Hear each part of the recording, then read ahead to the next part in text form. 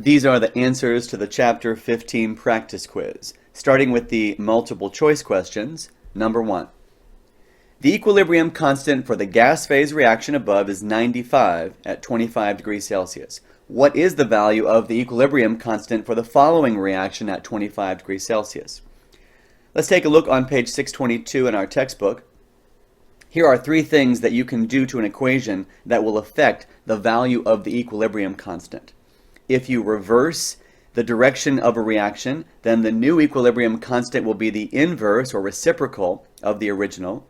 If you multiply a reaction coefficients by a certain number, n, then the new constant will be raised to the old constant raised to that power n. And if you add two equations together, then the k values would be multiplied together. So our original equation, which involves the decomposition of N2O5, has an equilibrium constant of 95. If that reaction were reversed, the new constant would be 1 over 95. If that reaction were doubled, the new constant would be 95 squared.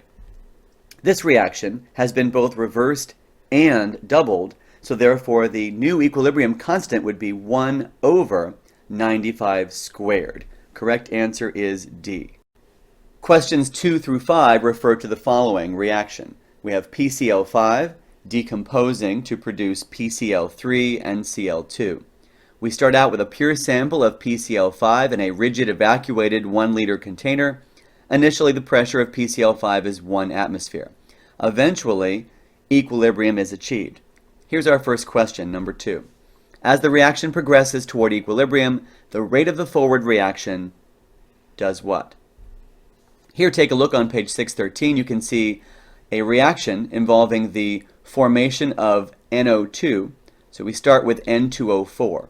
Initially, the concentration of N2O4 is high, and then it decreases to a non-zero value.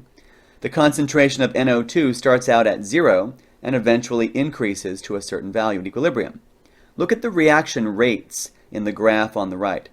Initially, the rate of the forward reaction is high, but the rate of the reverse reaction is 0 because there are no products at the beginning.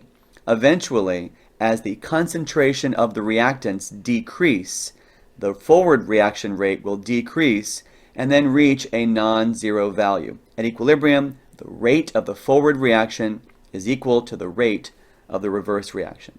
Now let's take a look at our situation for this question. At the beginning of the experiment, there was only the reactant, PCl5, and no products. So therefore, initially, the rate of the forward reaction is greater than the rate of the reverse reaction. Over time, the rate of the forward reaction will decrease because the concentration of PCl5 is decreasing. So therefore, we know the rate decreases. So the answer is either C or D. Eventually, equilibrium is reached when the rate of the forward reaction is equal to the rate of the reverse reaction. So that reaction will never have a rate of 0 at equilibrium. The correct answer for number 2 is C. Number 3, which of the following statements about the equilibrium constant, Kp, is correct? Is it more than 1, less than 1, equal to 1, or cannot be determined?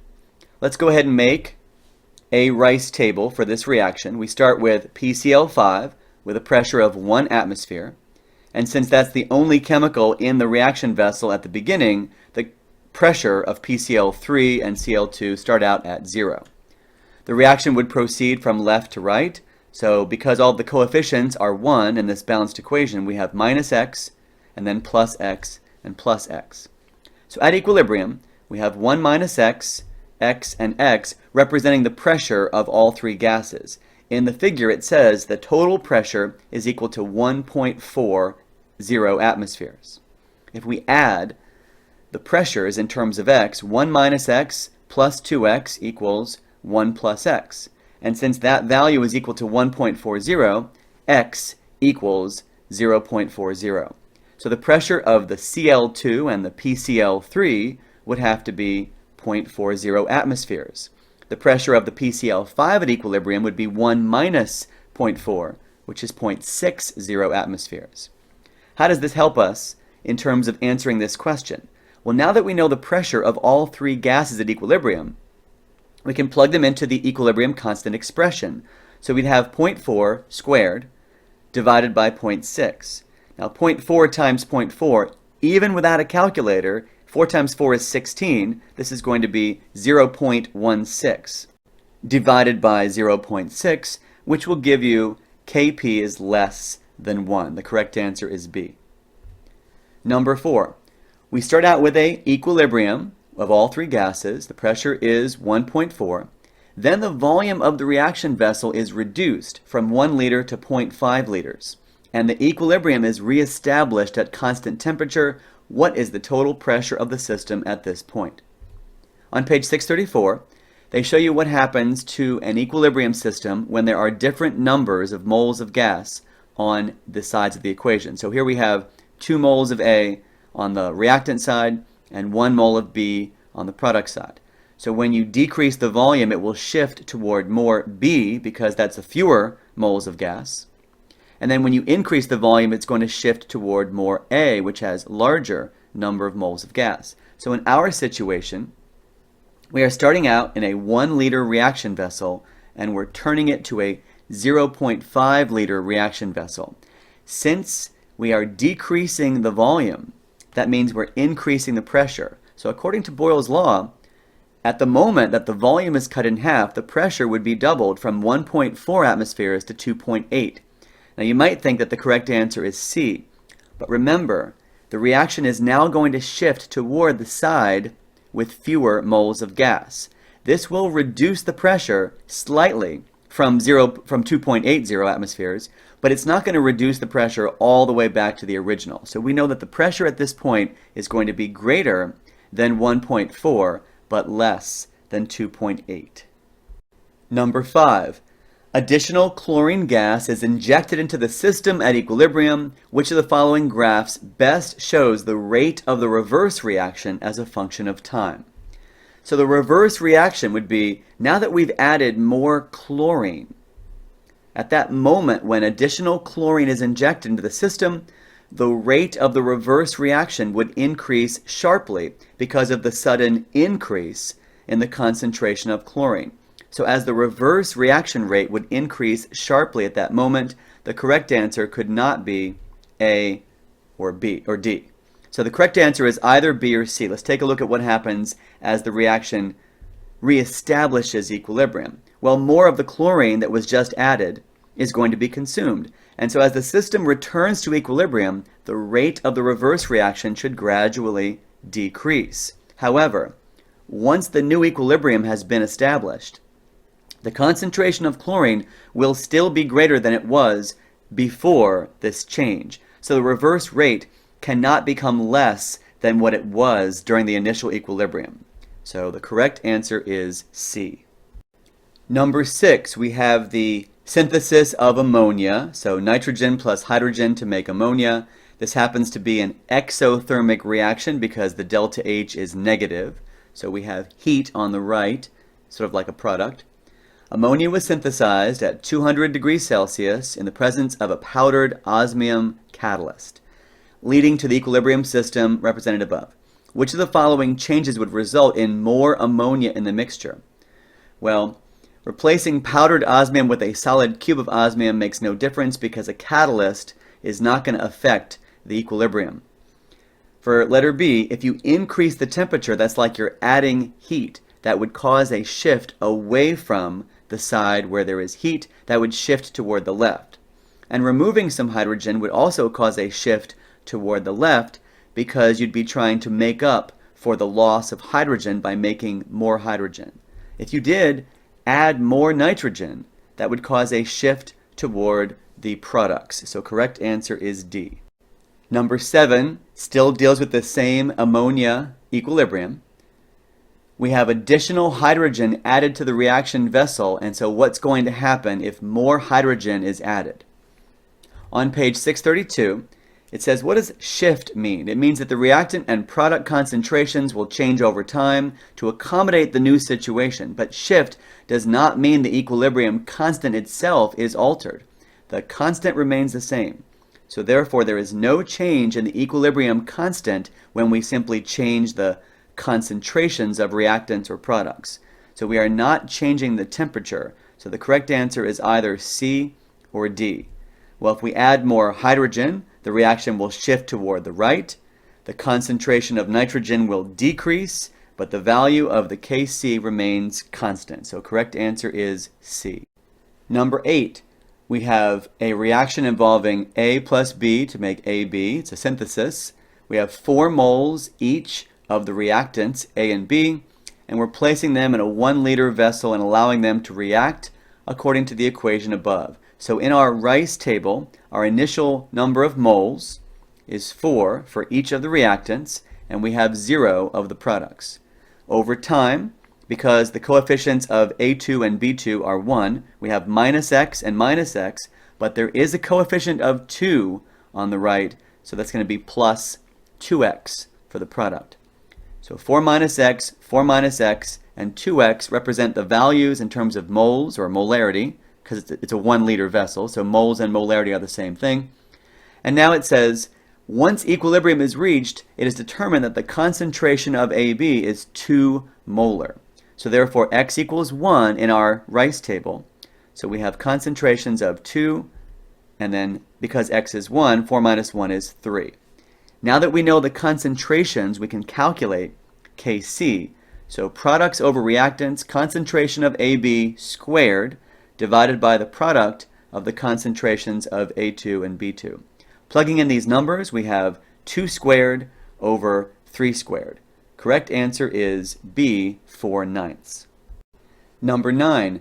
At 450 degrees Celsius, 2 moles each of hydrogen, iodine, and HI are combined in a 1-liter container. So we're not doing K. The K is already given to us as a value of 50. We're doing Q, the reaction quotient. We have to decide if this is going to shift toward the reactants or the products. So let's see what the value of Q works out to be. Well, it's pretty easy because there's 2 moles of everything in a 1-liter container. So we have 2 squared over 2 squared is 1. Since the value of K is 50, Q is less than K. So what does that mean when Q is less than K?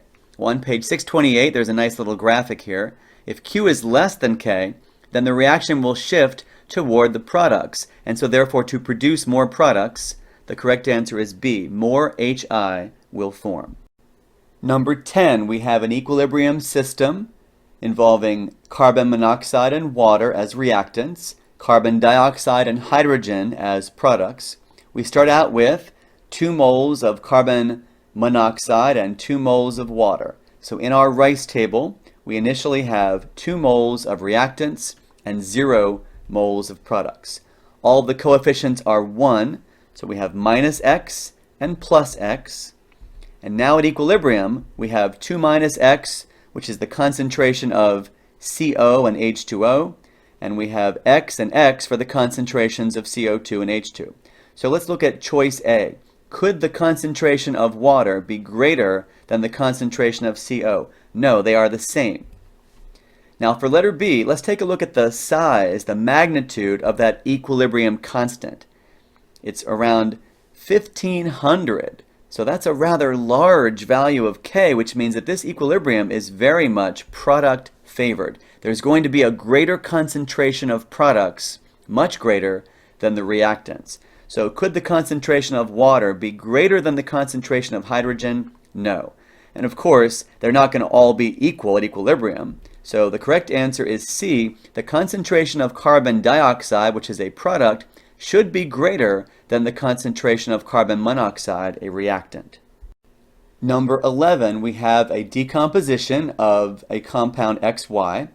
We have initial partial pressures of the 3 gases, and we have to decide in which direction, if any, is the reaction going to proceed to achieve equilibrium. We're doing Q versus K. So Q would be pressure of the X2 and the Y2 divided by the pressure of XY squared, because there's a coefficient of 2 on the left. Let's plug in the numbers. So we have 2 times 2 divided by 0.1 squared. Again, this is without a calculator. That's 4 divided by 0.01. So 0.1 squared is 0.01. Now dividing by 0.01 is the same as multiplying by 100. So Q equals 400. Q is larger than K. So what happens when Q is larger than K? We have too many products or not enough reactants. It's going to shift toward the left to produce more of the reactants. So correct answer is B. Number 12. Which of the systems in equilibrium below will exhibit a shift to the left toward the reactants when the pressure on the system is increased by reducing the volume of the system? Remember that when you decrease the volume, the shift can occur to the side that has fewer moles of gas. So in choice A, there are more moles of gas on the left, therefore it would actually shift toward the right, so that's incorrect. In letter B, there's the same number of moles on both sides, so that's going to be no shift at all. In letter C, there are no gases. This is a solid and aqueous ions, so hopefully the correct answer is D. There are only 1 mole of gas on the left and 2 moles of gas on the right, so it would shift toward the side that has fewer moles of gas. And now on to the free response questions. Number 1. In a study of the decomposition of calcium carbonate, a student added a 50-gram sample of powdered calcium carbonate to a 1-liter rigid container. The student sealed the container, pumped out all the gases, and then heated the container in an oven at 1100 Kelvin. As the container was heated, the total pressure of the carbon dioxide gas in the container was measured over time.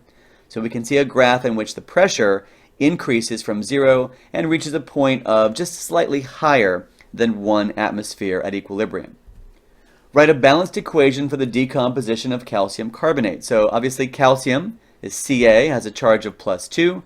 Carbonate is a polyatomic ion, which is CO3 2-, and then oxide would be a monoatomic ion, O 2-.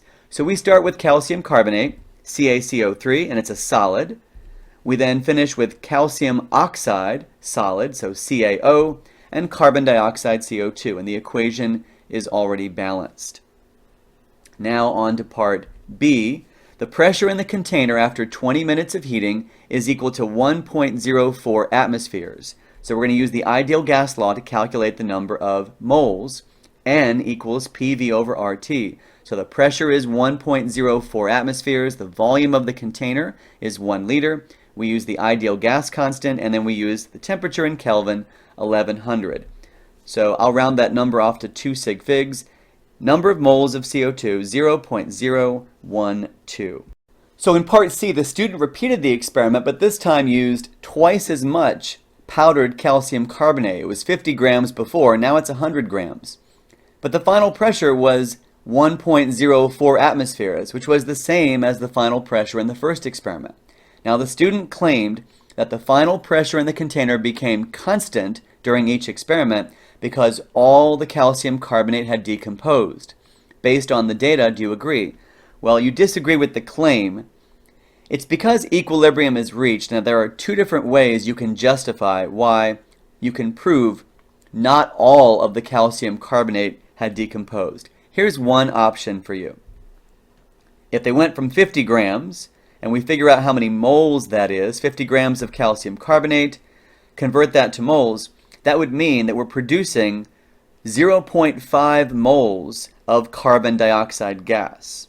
But the calculation from part B said that only 0.012 moles of carbon dioxide was actually produced in the experiment, so therefore not all of the calcium carbonate decomposed.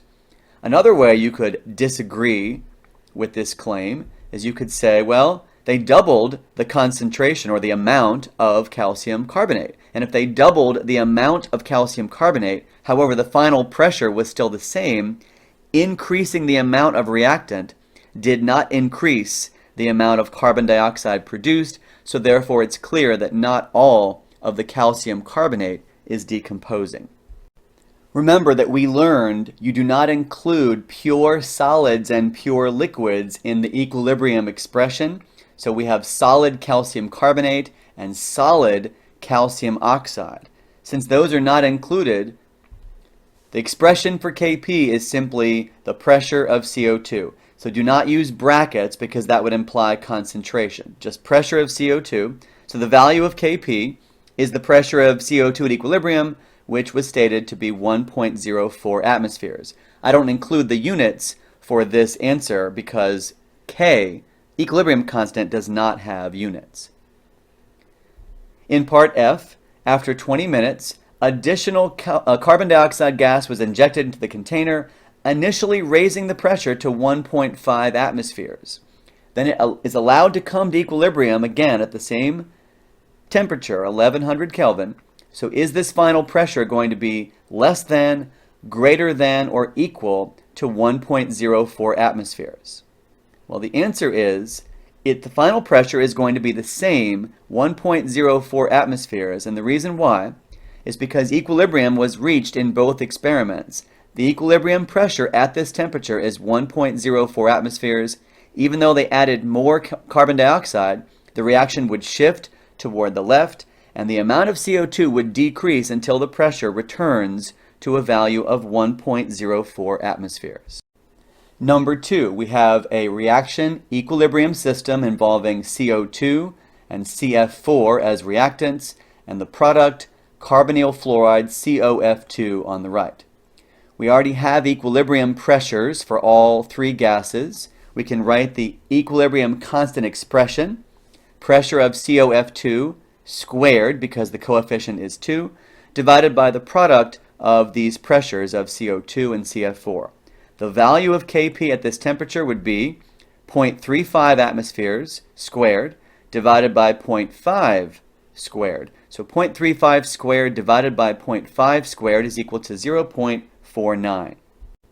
And remember that the answer to part A has to include pressures, not brackets, which would imply concentration for Kc.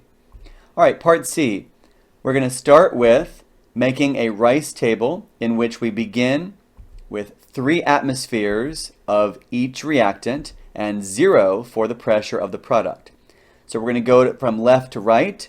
We have a minus x, and because of a coefficient of 2, we have plus 2x. So 3 minus x, and 2x. Calculate the partial pressures of all three gases at equilibrium.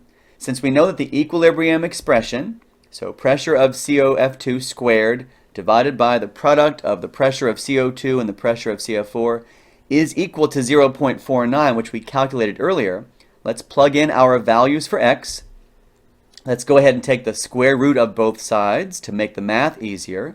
So 2x over 3 minus x equals 0.7. Let's finish off the algebra.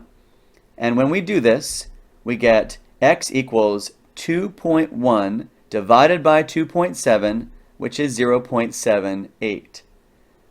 2x would be 1.56, and 3 minus x is going to be 2.22. So there are the pressures of all three gases at equilibrium. In part D, it's a similar question. We still have a Rice table, but the difference is that now we have to deal with Q versus K. So the partial pressures of each gas is 1 atmosphere. So all three gases are added. Q is going to equal 1. And since Q is greater than K, this equilibrium has too many products, not enough reactants. When Q is larger than K, the reaction will shift toward the reactant side. So we have plus x, and then minus 2x. Now we can plug in these values into the equilibrium expression. So we have 1 minus 2x, quantity squared, divided by 1 plus x, quantity squared. Let's take the square root of both sides. Let's go ahead and finish up the algebra. And when we solve for x is equal to 0.3 divided by 2.7, which is 0.11. Let's plug in that value of x into our Rice table, and we get pressures of 1.11 for the reactants and 0.78 for the product. So there are the pressures of all three gases at equilibrium. Suppose that additional carbon dioxide is added to the reaction vessel after the system has reached equilibrium. Determine if each of the following quantities will increase, decrease, or remain the same as the system reestablishes equilibrium at 500 degrees Celsius. If we add more carbon dioxide, which is a reactant, it will cause a shift toward the products. This will cause the pressure of CF4 to decrease since CF4 is a reactant. Again, adding more CO2 will cause the shift toward the right. This will cause the pressure of COF2, which is a product, to increase. But we're staying at 500 degrees Celsius, even though there is a shift toward the right. Because the temperature remains constant, the value of Kp will also remain constant. Question 3. We have a polyatomic ion known as EDTA, 4-, and this will react with and form a complex ion with barium to produce the equation above. You can see barium now has a complex with EDTA and the charge is 2-. There's a rather large value of K. 7.7 times 10 to the 7th power. That's huge. We're mixing 50 milliliters of an EDTA solution with 50 milliliters of a barium nitrate solution. Considering the value of K, determine the concentration of this complex ion at equilibrium. And so here we have 100 mils of solution. The large value of K means that the reaction essentially goes to completion, so it's a rather product-favored equilibrium. And as far as the limiting reactant, the concentration of barium is 0.2 molar, whereas the concentration of EDTA is 0.3 molar. Equal volumes, but a lower concentration of barium means that barium will be the one with the limiting reactant, the smaller number of moles. Moles of barium would be volume times molarity, so 0.05 times 0.2, 0.01 moles of barium. Moles of barium is the same as the moles of the product because of the 1-to-1 ratio. So that final volume of solution is 50 plus 50, or 100 mils, 0.1 liters. And the concentration of this barium EDTA complex ion would be 0.01 divided by 0.1, which is 0.1 moles per liter. All right, so now we're going to add water, distilled water, to this 100 mils of solution, bringing the total volume to 1 liter. After equilibrium has been established, again, after the dilution, will the number of moles of barium be the same or greater or less? Let's think about Q versus K. So after you dilute it from 100 milliliters to 1 liter, all three ions will have a concentration that will be 1/10 of their original amount because the volume increases by a factor of 10. So we're doing Q versus K here. The Q would be products over reactants. So 1/10 on the top and 1/10 on the bottom. If you do the math, you're going to get Q is 10 times larger than K. So when Q is larger than K, the reaction would shift toward the left and therefore produce more additional moles of reactants. So the number of moles of barium ions will be greater than the number of moles of barium that was originally present before the dilution. This is similar to that lab we did with the cobalt chloride equilibrium, that it's going to shift to the side that has a greater number of particles. In this case, dilution causes a shift to the left because that's the side that has the greater number of particles. Again, dilution causes Q to be larger than K, and it would shift toward the left, increasing the number of moles of barium ions in solution. All right, that now represents the end of the Chapter 15 practice quiz. I hope that was helpful. Good luck studying. Thanks for watching.